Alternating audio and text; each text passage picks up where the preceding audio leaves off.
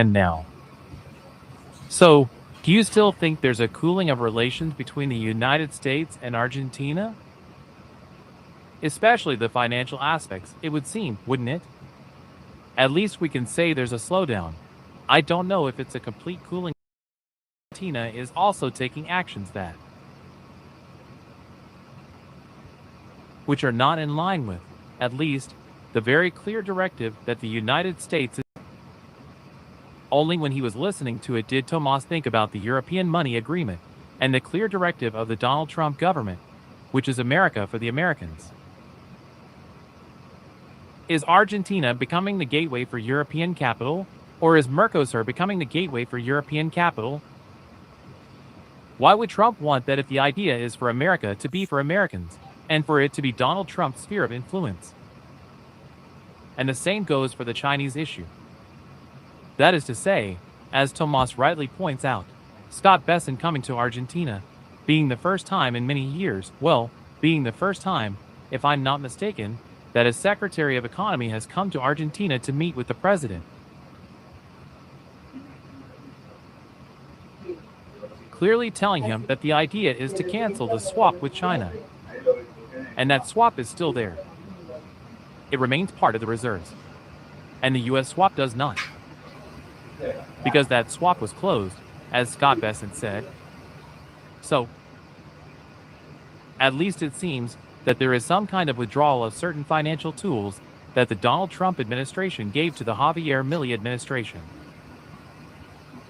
The idea, it seems to me, was to stop a collapse, which is something that several U.S. administrations share.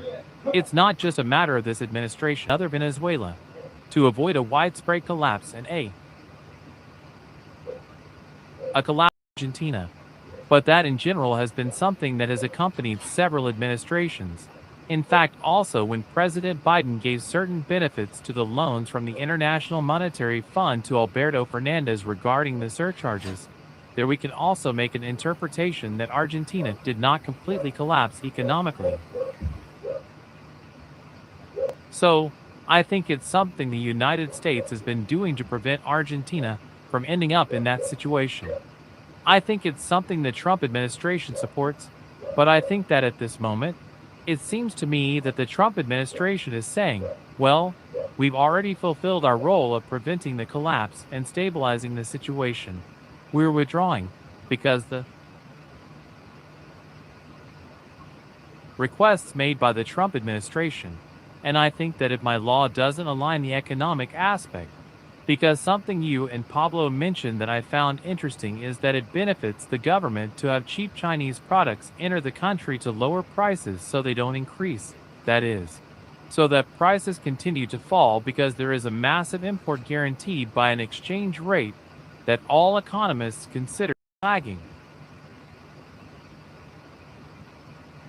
The day that exchange rate is implemented, because the government will also have to continue paying off debts, and will also have to continue using reserves to sustain the volume of imports.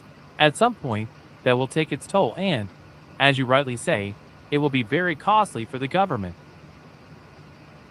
That's right.